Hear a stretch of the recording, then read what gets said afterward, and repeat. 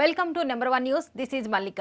పశ్చిమ గోదావరి జిల్లా ఉండి నియోజకవర్గం ఆకువీడులోని పెదపేటలో శుక్రవారం నాడు జరిగిన సంఘటన రాష్ట్ర వ్యాప్తంగా సంచలనం కలిగించింది. ఆకువీడిలో శిథిలావస్థలో ఉన్న రామాలయంలో పూజల కోసమని వెళ్లిన ఆంధ్రప్రదేశ్ డిప్యూటీ స్పీకర్ రఘురామకృష్ణరాజు, ఆయనతో వెళ్లిన వారిపై స్థానికులు దాడులు చేశారని కూటమి నాయకులు ఫిర్యాదు చేయగా పోలీసులు ఆకువీడు పెదపేటలోని పురుషులందరిపై కేసులు పెట్టి అరెస్ట్ చేశారు. ఈ సంఘటన జరగడం వెనుక ఇరువైపులా తప్పు ఉందన్న వాదన కూడా వినిపిస్తోంది.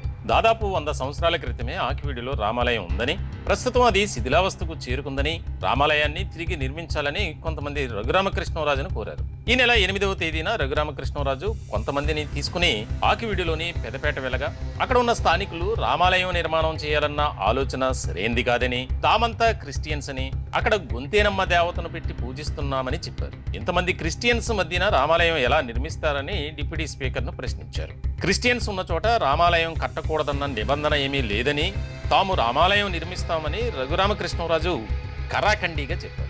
దీనితో అక్కడ ఇరు వర్గాల మధ్య వాదోపవాదాలు జరిగాయి. అనంతరం శుక్రవారం నాడు శ్రీరామనవమి పండుగ సందర్భంగా రఘురామకృష్ణరాజు తన అనుచరులతో రామాలయంలో పూజలు చేస్తామని వెళ్లగా అప్పటికే ఆయన వస్తారన్న సమాచారం అందుకున్న స్థానికులు రఘురామకృష్ణరాజు కాన్వాయ్ కు అడ్డు తగిలారు. డిప్యూటీ స్పీకర్ వెళుతున్న ఆలయంలో గొంతేనమ్మ దేవతా విగ్రహం ఉందని, కావాలంటే ఆ దేవతకు పూజలు చేయాలని, రాముల వారి పూజలు చేయొద్దని స్థానికులు కోరారు. అయితే అవేమీ పట్టించుకొని రఘురామకృష్ణరాజు పోలీసుల రక్షణ మధ్య ఆలయంలోకి వెళ్లి రాముల వారికి పూలమాలలు వేసి పూజలు చేశారు. దాంతో అక్కడ ఉద్రిక్త పరిస్థితులు ఏర్పడ్డాయి.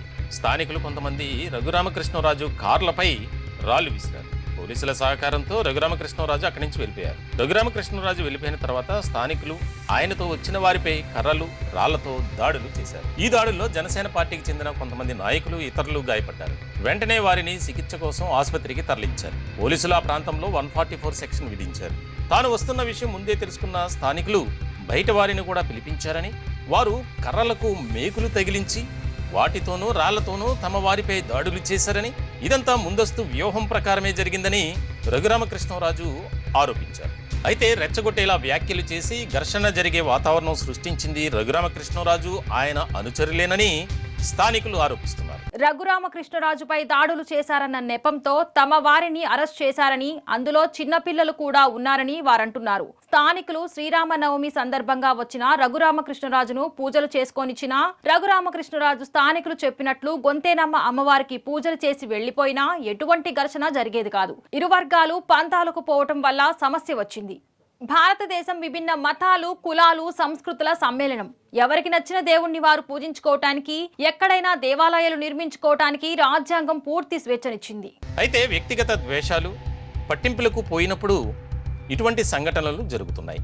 ఒకరి నమ్మకాలను, సంస్కృతిని వేరొకరు ఆపాలనుకోవడం ఇటువంటి పరిస్థితులకు కారణమవుతుంది. కేవలం అభ్యంతరం చెప్పి ఆగకుండా భౌతిక దాడులకు దిగడం మరింత విచారించాల్సిన విషయం. ఏది ఏమైనా కలిసిమెలిసి ఉండాల్సిన ప్రజల మధ్యన ఇటువంటి ఘటనలు జరగడం దురదృష్టకరం. గతం గతహ అని జరిగింది మర్చిపోయి సంయమనం పాటిస్తూ ఇరు వర్గాల పెద్దలు కూర్చొని సమస్యను సామరస్యంగా పరిష్కరించుకోవాలని ప్రజలు కోరుతున్నారు. పశ్చిమ గోదావరి జిల్లా ఉండి నియోజకవర్గం ఆకువీడిలోని పెదపేటలో శుక్రవారం నాడు జరిగిన సంఘటన వెనుక కారణాలేంటి, కారకులెవరు అనేది రాష్ట్ర ప్రభుత్వం సమగ్ర విచారణ జరిపి ఇరు వర్గాల మధ్య శాంతియుత వాతావరణం కల్పించాలని నెంబర్ 1 న్యూస్ కోరుకుంటుంది. మరిన్ని లేటెస్ట్ అప్డేట్స్ కోసం చూస్తూనే ఉండండి నెంబర్ 1 న్యూస్. సామాన్యుడి చేతిలో సామాజిక అస్త్రం.